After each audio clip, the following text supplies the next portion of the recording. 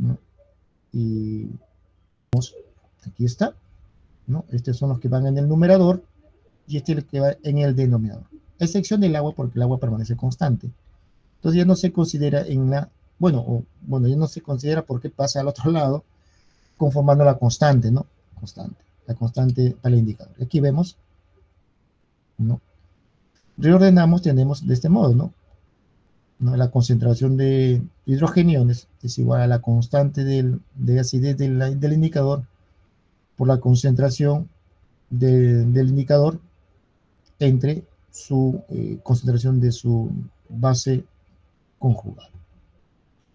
Vemos entonces que el ion hidronio es proporcional a la relación de la concentración de la forma ácida con la concentración de la forma básica, o sea, del indicador, que a su vez controla el color de la disolución. Como dijimos, son sustancias que se colorean a diferente pH, ¿no? En un determinado pH tiene un color y en otro pH tiene otro color. Eso se debe a la complejidad que el indicador forma, ¿no? Por eso que se indica como simplemente un símbolo, IN. Ese IN es una molécula más compleja. No es simplemente que es IN, como sucedería con acá con el H3O, que es el ion hidrógeno. No. Esta molécula IN o HIN son moléculas mucho más complejas que cuya forma más sencilla es simbolizarlas por IN o HIN. Entonces, la constitución misma de la molécula del indicador es mucho más complejo, no es una molécula simple, ¿no? Que tiende a formar, ¿no? Que tiende a formar moléculas con enlaces coordinados. Y ese enlace coordinado eh, que conforma la estructura de la molécula es el que le da el color a esta molécula indicadora, ¿no? Vamos a ver una molécula, por ejemplo, de la fenoteleína, que es la más usada. Estos principios pueden extenderse fácilmente a los indicadores del tipo básico, ¿no? De la misma forma. Y acá tenemos una molécula, ¿no? Dice, por ejemplo, el indicador fenoltaleína, que tenemos acá su molécula, el cambio de color y formas moleculares que presenta, la forma A, la forma ácida, ¿no? Es incoloro, o sea, no presenta color, porque tiene esta estructura. Después de la hidrólisis, o sea, después de un proceso, en el caso ¿no? de la lactona, IB es la forma básica. Entonces aquí tenemos la forma básica, ¿no?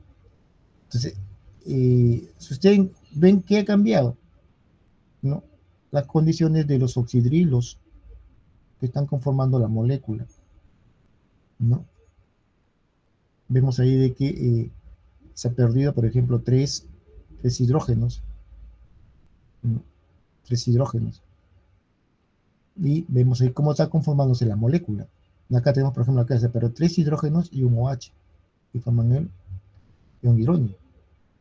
Es un modo de cómo esta molécula, este indicador, se transforma, ¿no? En diferentes medios, en medio ácido y en medio básico. Como ustedes verán, la gran mayoría de la estructura permanece, pero las características de algunos de sus grupos enlazantes, ¿no? O sustituyentes, en orden que se le llama, vamos a ver que ha cambiado, ¿no? Por eso que incluso acá se colorea diferente la molécula, ¿no? Aquí color negro, aquí color celeste, ¿no? Para decir que en ambos estados eh, al sistema donde está diluida le da un color diferente. Este es un color diferente, ¿no? El ojo humano no es muy sensible a las diferencias de color en una disolución que contiene una mezcla del indicador, ¿no? Tanto en su forma ácida como en su forma básica, particularmente cuando la relación eh, del indicador es mayor que 10 o menor que 0,1.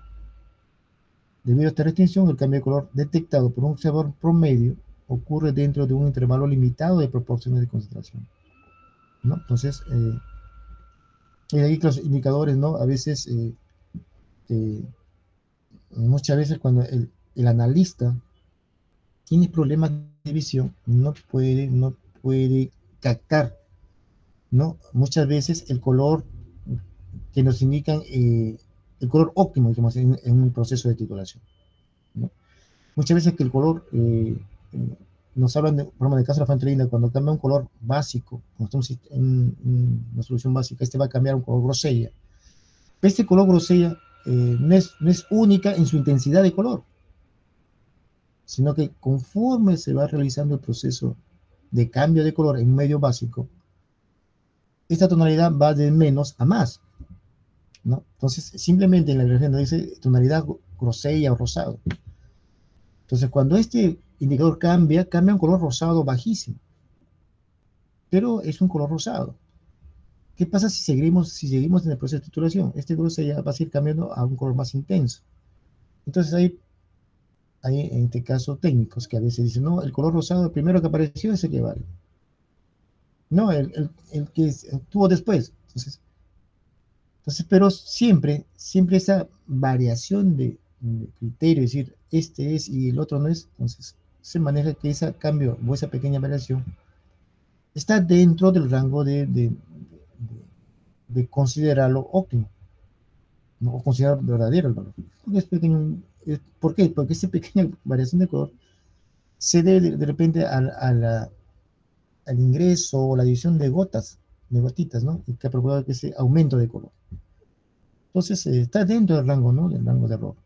No se permite que su color, por eso que no dice simplemente en las indicaciones de titulación, dicen que sea color grosero, ¿no? Entonces, ese color grosero, como les repito, varía, ¿no? Un grosero más bajo, más intenso, hay unos que son muy intensos, ¿sí?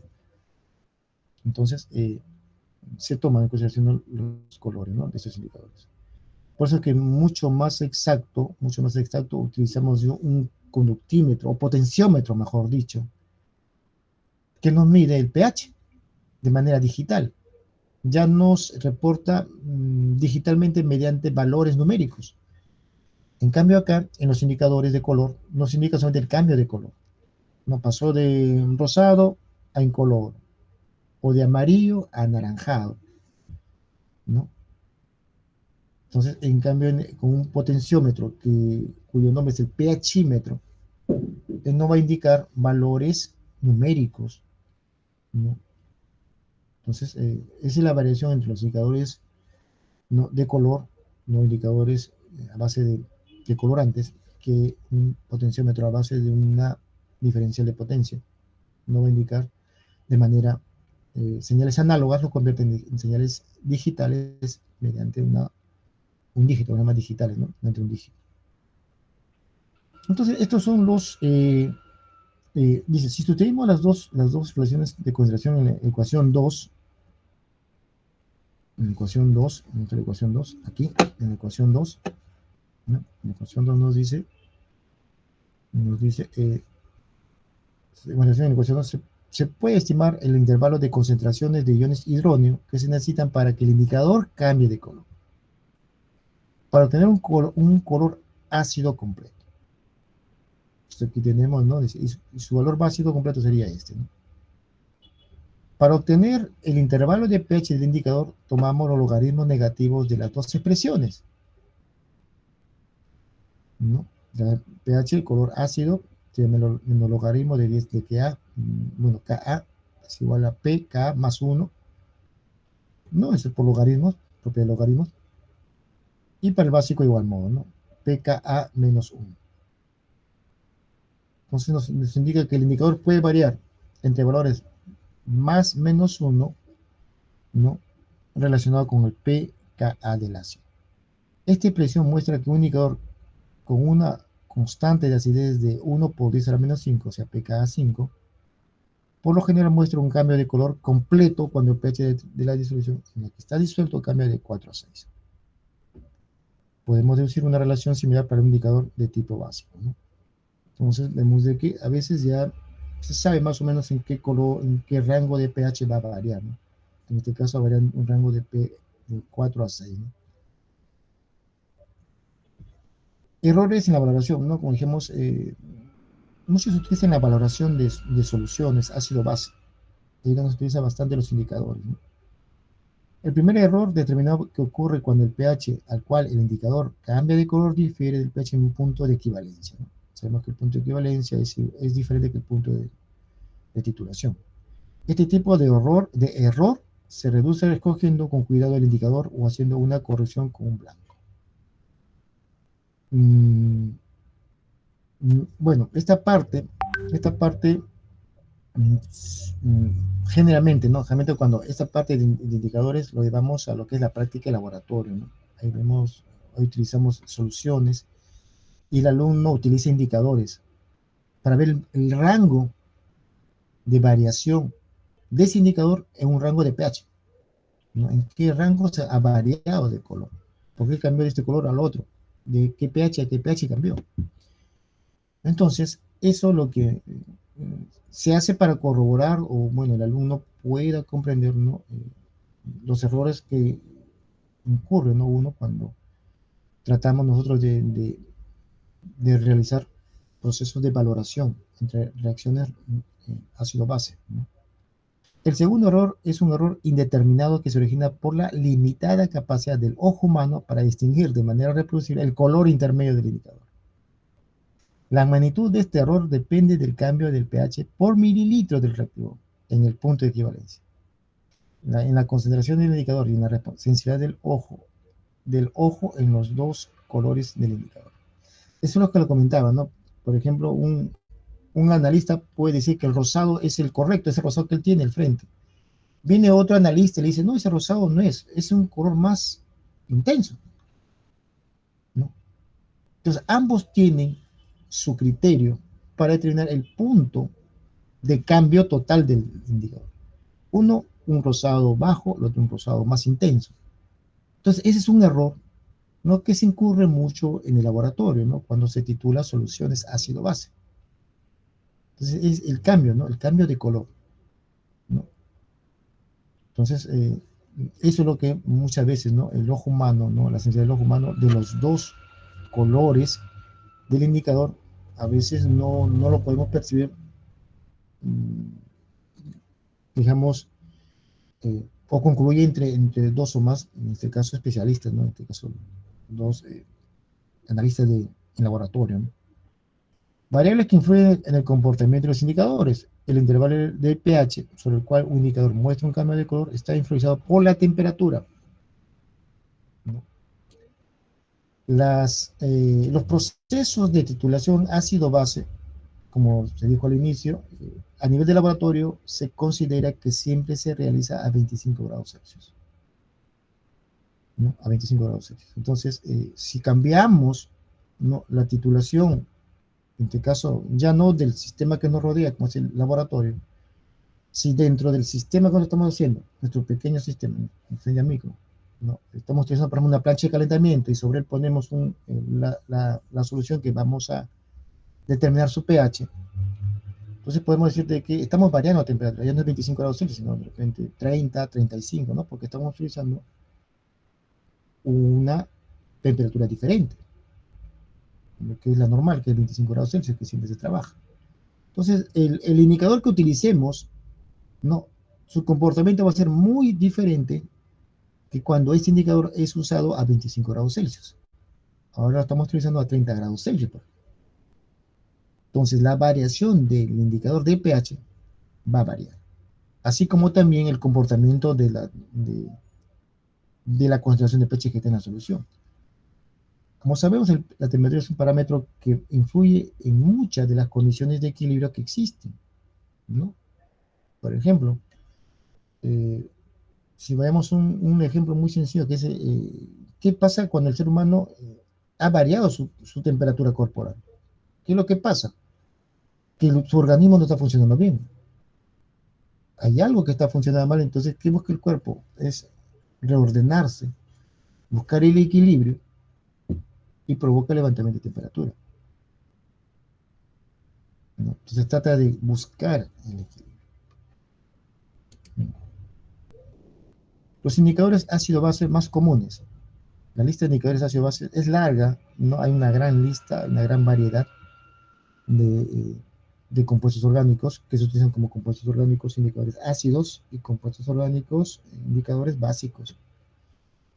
Los indicadores están disponibles para casi cualquier intervalo de pH, decía. Algunos indicadores comunes y superiores indican, aquí tenemos una muestra de algunos indicadores, cuyo nombre tenemos aquí, por ejemplo, el azul de timol, el amarillo de metilo, anaranjado de metilo.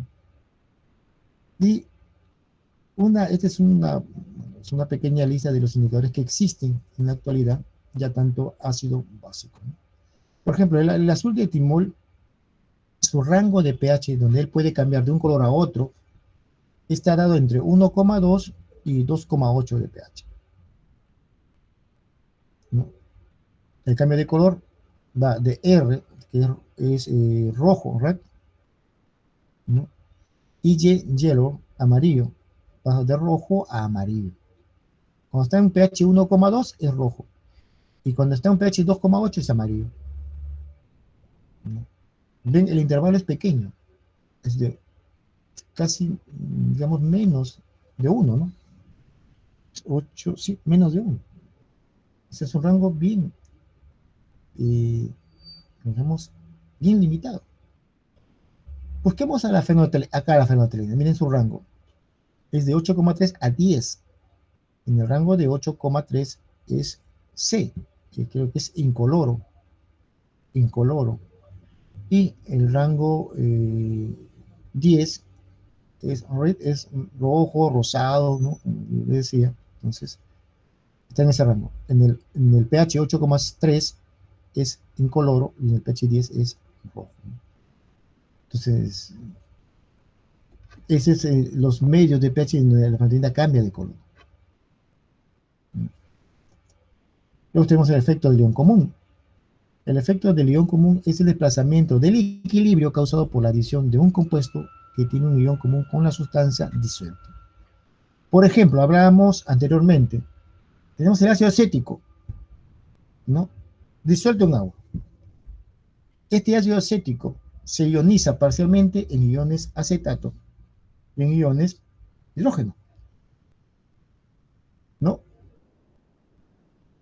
Ahí está en equilibrio. Llegan a un equilibrio y ahí está la solución de equilibrio. Pero ¿qué pasa? ¿Qué pasa si yo le agrego uno de los iones a esa disolución acuosa de ácido acético? Vamos a suponer que uno de ellos es el ion acetato. A ver, ¿qué pasaría? ¿Qué pasa? ¿Alguien me podría decir? ¿Qué pasa si yo le agrego más ion acetato a esa disolución acuosa de ácido acético? Aquí está un ejemplo. Este es el ácido acético en agua, se disocia en iones acetato y en iones hidrógeno. ¿Qué pasa si yo le agrego, ¿no?, iones acetato? Le agrego este componente, le agrego. ¿Qué pasa con el equilibrio? ¿Se mantendrá? ¿Se desplazará? Y si se desplaza, ¿hacia dónde se dirige? ¿Se dirige de reactantes a productos o de productos a reactantes? A ver, ¿qué pasaría si yo le agrego más ion acetato a esta solución de ácido acético que está aquí? A ver, ¿qué pasaría? Profesor. Sí, dime. Sí, el desplazamiento sería hacia la izquierda de productos a reactantes. En ¿Por caso, qué? en caso agregue ion Ya, acetato como menciona. ya. ¿A qué se debe? ¿Cómo? ¿Cómo dice, disculpe? ¿A qué se debe que se desplace hasta la izquierda?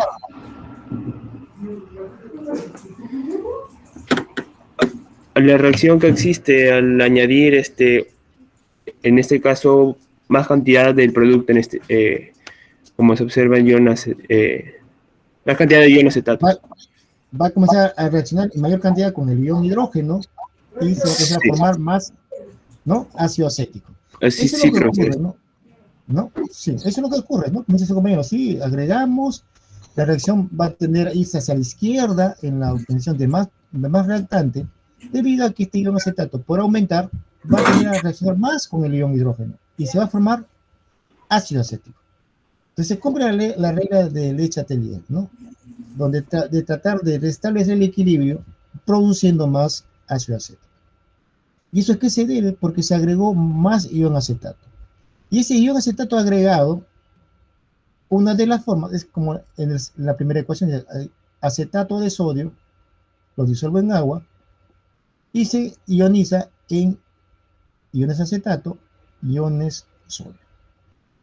Si ese es el efecto cuando el ion acetato se disuelve en agua, lo mismo haría si yo disuelvo este acetato de sodio en ácido acético disuelto en agua también, ¿no? Van a estar presentes en esa mezcla, ácido acético y acetato de sodio. El ácido acético se ioniza en iones acetato, en iones hidrógeno. Aquí está. A la vez, también el acetato de sodio que está mezclado en esa disolución, en esa mezcla, también se va a ionizar en iones acetato e iones sodio. Y por eso les hice la pregunta, ¿qué pasa si yo a los iones del ácido acético le agrego acetato? Acá estoy agregando acetato. Estos van a reaccionar con el hidrógeno y van a formar ácido acético, ¿no? Entonces van a comenzar a formar ácido acético. Entonces, ¿qué nos dice? El efecto del ion común es el desplazamiento del equilibrio causado por la adición de un compuesto que tiene un ion común. Entre estos dos, ¿qué ion común contienen? El ion acetato. Por eso dice, el desplazamiento del equilibrio causado por la adición de un compuesto que tiene un ion común con la sustancia disuelta, compuesto que tiene ion en común es el acetato de sodio, ¿no? Este efecto tiene una función importante en la determinación del pH de una disolución y en la solubilidad de una sal poco soluble. La presencia de un ion común suprime la ionización de un ácido débil o de una base débil. Por ejemplo, cuando el acetato de sodio y el ácido acético se disuelven en la misma disolución, o sea, los dos forman una mezcla, se disocian e ionizan formando iones acetato. Ambos producen ion acetato, tanto el acetato de sodio como el ácido acético. Los dos están conformando una misma disolución. Pero sabemos, dice, que el acetato de sodio es un electrolito fuerte, por lo que se disocia por completo. Es una sal. Y casi todas las sales se disuelven al 100%. Y en este no es una excepción. El acetato de sodio es una sal orgánica, que en agua se disuelve al 100%. Ya le vas que es un electrolito fuerte porque se ioniza completamente. Por lo que se disocia por completo en la disolución. Por tanto, el ácido acético es un ácido débil y se ioniza solo parcialmente, o solo en una parte. Por lo que el ion acetato, ¿no?, que proviene del acetato de sodio, va a reaccionar con este hidrógeno procedente del ácido acético. Y va a provocar la desplazamiento de este equilibrio del ácido acético hacia el lado de formar más ácido acético, ¿no? De acuerdo con el principio de Le Chatelier, la adición de iones acetato provenientes del acetato de sodio, o sea, de la sal, a una disolución de ácido acético, suprime la ionización del ácido, es decir, desplaza el equilibrio hacia la izquierda. ¿Por qué? Porque está reaccionando con el hidrógeno. Y dijimos que el ion hidrógeno es el causante de la acidez. Si disminuimos la acidez, o sea, disminuimos la cantidad de hidrógeno, vamos a disminuir la acidez. Por lo que, dice, la concentración de iones hidrógeno disminuye. Pues de esa manera provocamos que el pH disminuya, porque hay menos presencia de hidrógeno. En consecuencia, una disolución que contenga ácido acético y acetato de sodio será menos ácida que aquella que solo contenga ácido acético, a la misma concentración. El desplazamiento del equilibrio de ionización del ácido acético se debe a los iones acetato de la sal. El acetato es el ion común porque lo aportan tanto el ácido acético como el acetato de sodio. Conviene tener en cuenta que a pesar de su nombre particular, el efecto del ion común es solo un caso especial del principio de Le-Chatelier. No, es un caso especial porque lo que lo vemos, hemos visto en las anteriores, se cumple aquí de manera también no completa en lo que es el principio de Le-Chatelier. Por ejemplo, en el caso del pH de una distribución que contiene un ácido débil y una sal soluble, como aquí le han puesto el NaA, ¿no? En representación de una sal cualquiera, comenzamos a escribir, aquí tenemos del ácido, ¿no? Que se ioniza en iones hidronio y iones del ácido, en este caso su base conjugada, o simplemente así como dijimos, no la podemos escribir así, ¿no? Una forma de escribirlo. La constante de ionización va a ser esta, la que ya vimos en las diapositivas en la clase anterior, ¿no? Se puede reorganizar como acá, como hemos visto también en la concentración de esto. Al tomar el logaritmo negativo de ambos lados de la ecuación tenemos, ¿no?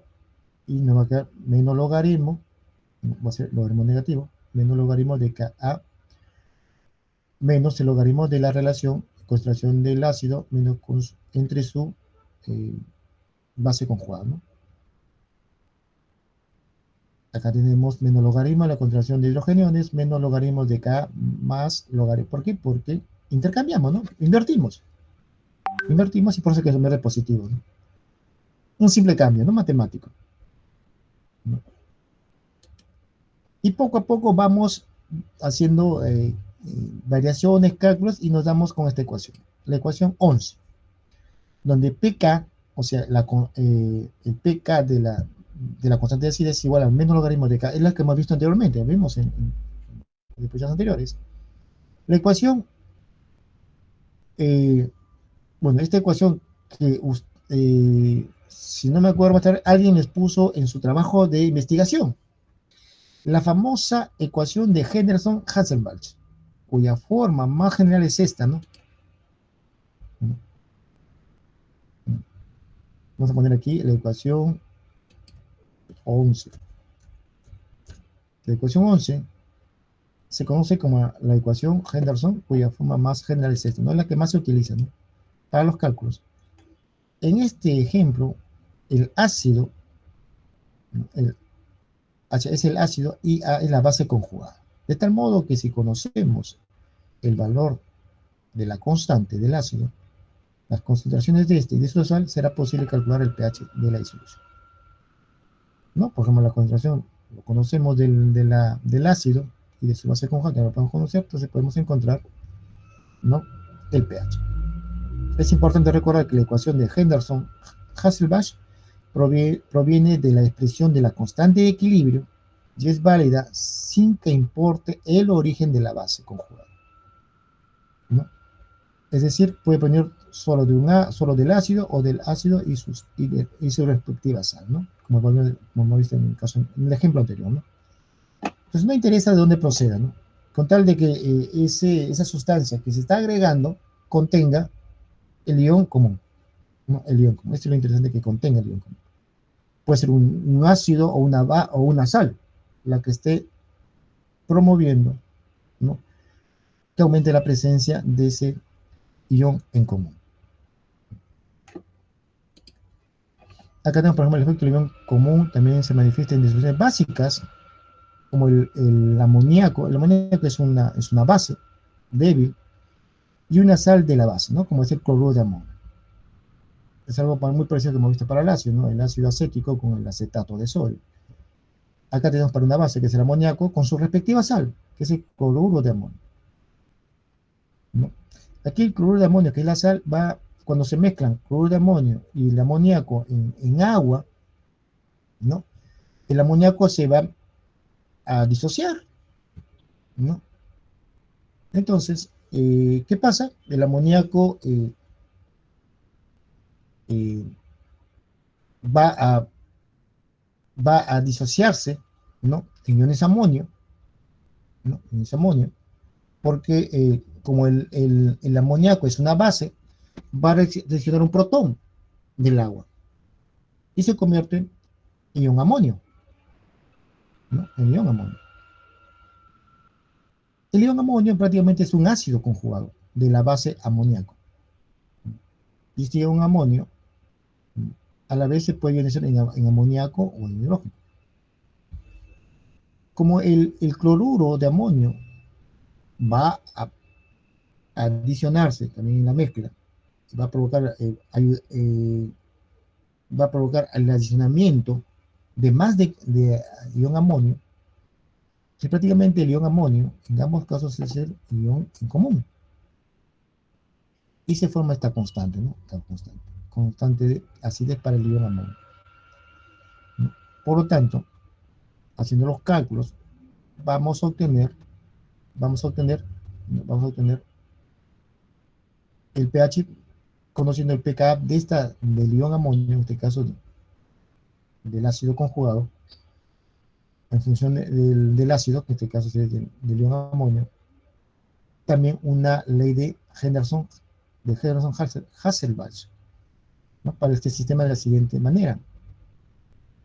Y nos dan esta ecuación. Nos dan esta ecuación. Que también lo podemos utilizar en los problemas, ¿no? Podemos utilizar en los problemas. Para lo que es el caso de las...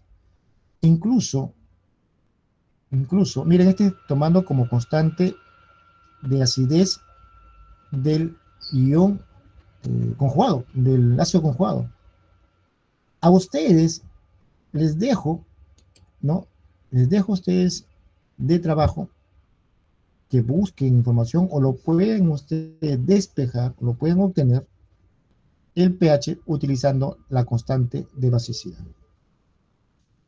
¿no? Acá ustedes ven, este es para las bases, ¿no? En este caso el amoníaco y el ion amonio. Pero si ustedes pueden, ¿no? Como trabajo, y les va a servir, porque cuando hagamos, por ejemplo, y efecto del ion común en soluciones básicas, ¿no? Mucho más sencillo va a ser utilizarlo, ¿no? La ecuación de Henderson-Hasselbalch, pero en función de la constante de basicidad. A ver, les dejo ese trabajo, busquen información o háganlo ustedes mismos, ¿no? Hagan ustedes mismos porque ustedes lo pueden hacer, ¿no? Ustedes lo pueden deducir y obtener esa ecuación. Ecuación de Henderson-Hasselbalch, pero en función de la constante de base. Aquí está en función de la constante de acidez. O sea, en acidez con respecto al ion, al ácido conjugado en una reacción básica. Pero hagan ustedes utilizando la constante de basicidad, ¿no? La basicidad. Y lo pueden sacar, a ver si lo tengo por acá la ecuación, a ver. No, la ecuación que les di en la clase anterior, donde de base, de la base, ¿no? De la base. A partir de esa base ustedes pueden calcular cuál es. A ver, no sé si lo puedo escribir por acá.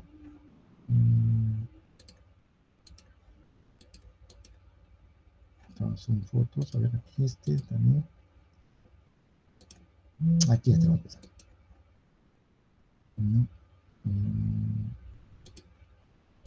Copiar acá. Y voy a poner un costadito por acá. Ahí está. Entonces, ¿cómo yo podría poner ahí para lo que es la base? ¿Qué reacción podría poner yo? Podríamos poner como una base, ¿no? Una reacción que también lo podemos encontrar mucho en la bibliografía, que es B menos más agua, y ponemos la flechita. Bueno, este que normalmente es la flecha de ida y vuelta, no reversible, y vamos a tener VH más OH, ¿no? OH negativo. Entonces, esta es la ecuación que sucede cuando una base reacciona, ¿no? O se disuelve en agua.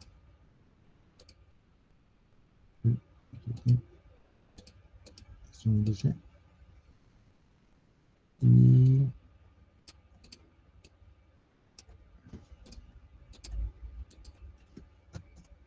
bueno, pues aquí tenemos, a ver, a partir de esa ecuación, ustedes me pueden deducir la ecuación de Henderson-Hasselbalch, ¿no? A ver, Profesor, dime. disculpe, algunos compañeros me informan que tienen examen a las 2 y ya son 1:15. Ya, muy bien, me disculpen. Entonces les dejo esta la tarea. A partir de esta ecuación, encuéntrenme una ecuación de Hasselbalch, pero utilizando la constante de basicidad. Aquí para constante así la menciono, pero queremos para la basicidad. Muy bien. La semana que viene nos toca hacer problemas que están pendientes, unos problemas para hacer, ¿no? Vamos a entrar a lo que es problemas con respecto a esta parte. Muy bien, entonces... Profesor, ese